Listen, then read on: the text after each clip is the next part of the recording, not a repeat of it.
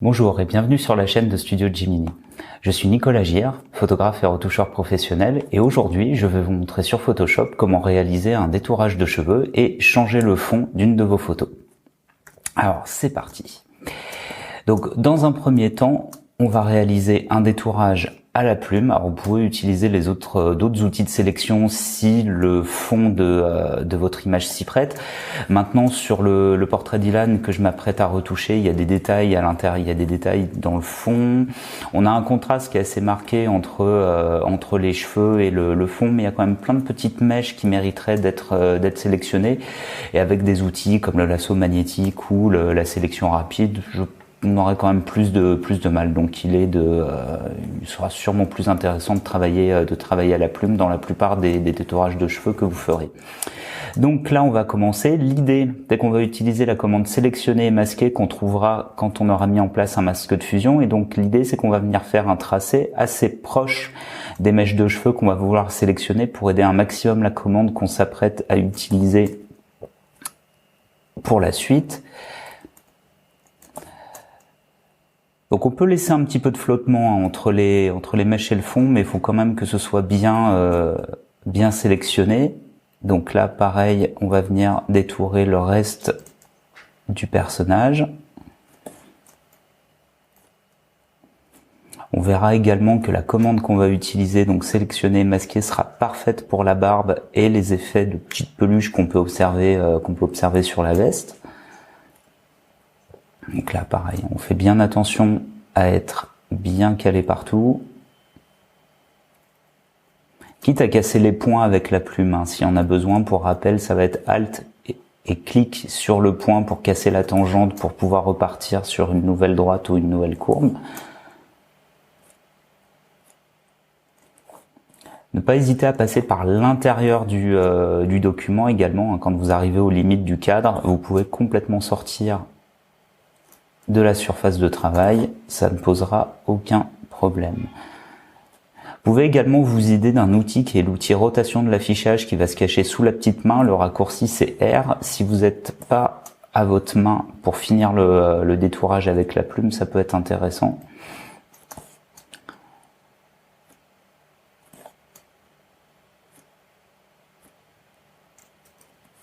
Hop. Les raccourcis clavier dans ces cas-là, ils sont assez intéressants. Ça va être R pour activer la rotation de l'affichage et P pour récupérer la plume une fois que la rotation de l'affichage a été faite.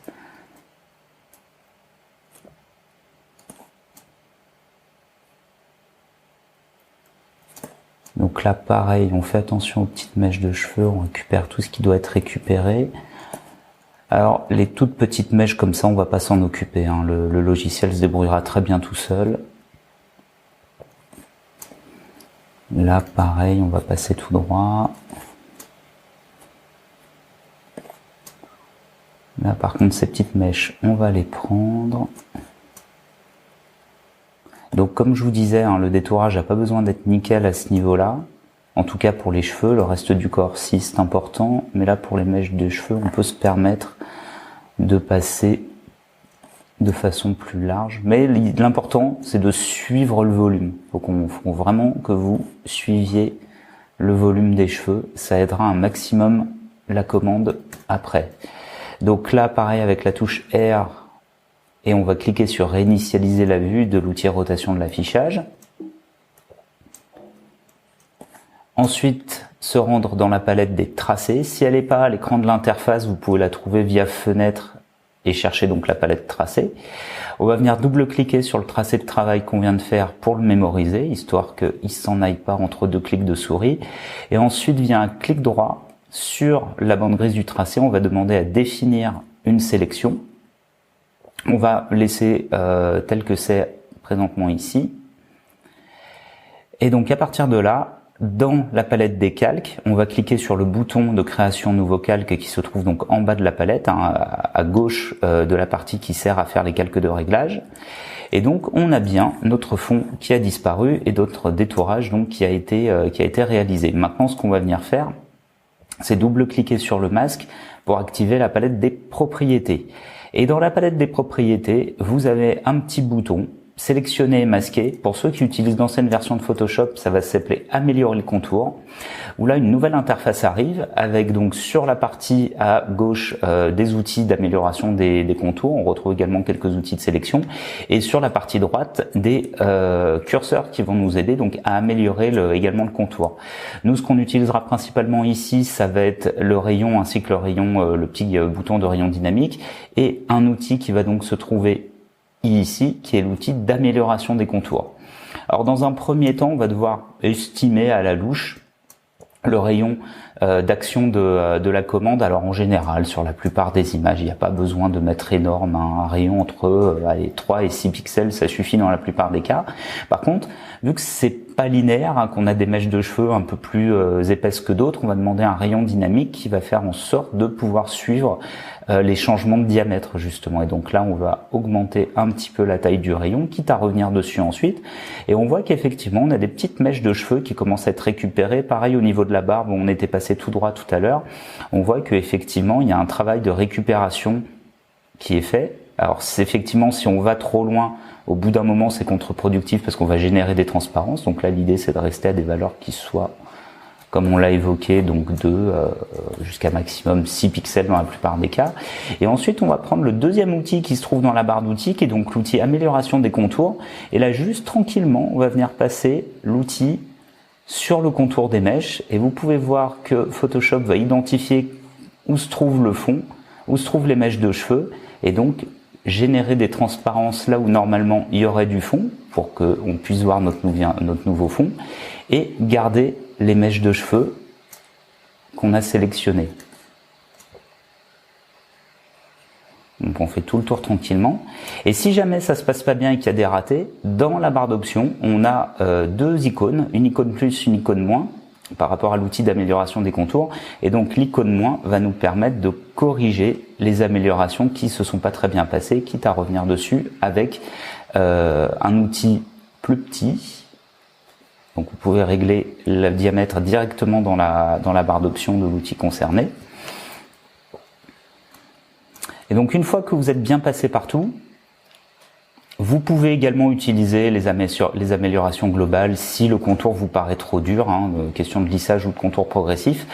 Là où ça devient intéressant, c'est également dans les paramètres de sortie, c'est la décontamination des couleurs. Parce que ce qu'il faut voir, c'est que quand vous faites une photo, quand vous faites une portrait de quelqu'un devant un fond, il y a souvent un petit retour de couleur, et ça quel que soit le fond. Donc on va demander et donc ce retour peut se sentir dans les cheveux, et donc on va demander une décontamination des couleurs. Et la sortie, donc le rendu de tout le travail qu'on a effectué ici, se fera sur un nouveau calque avec un nouveau masque de fusion. Donc on va valider avec OK. Ici, je vois bien dans ma palette calque que j'ai bien mes deux calques. Donc le précédent sans l'amélioration du détourage, le premier que j'ai créé, le deuxième qui a été créé par le logiciel, donc avec l'amélioration du contour. Et donc maintenant, on va récupérer notre nouveau fond. On va l'envoyer avec la commande de duplication de calque sur la photo de notre portrait. Dans la palette calque, on va le glisser en dessous, et donc là on a notre détourage qui a été finalisé. Si on a besoin de faire des petits retours parce qu'on a oublié des zones, il suffira de double-cliquer sur le masque, de retourner dans sélectionner et masquer, et d'activer à nouveau le rayon en augmentant un petit peu la valeur, et de revenir avec le pinceau de masquage sur les zones qui nous intéressent pour venir corriger la suite du détourage.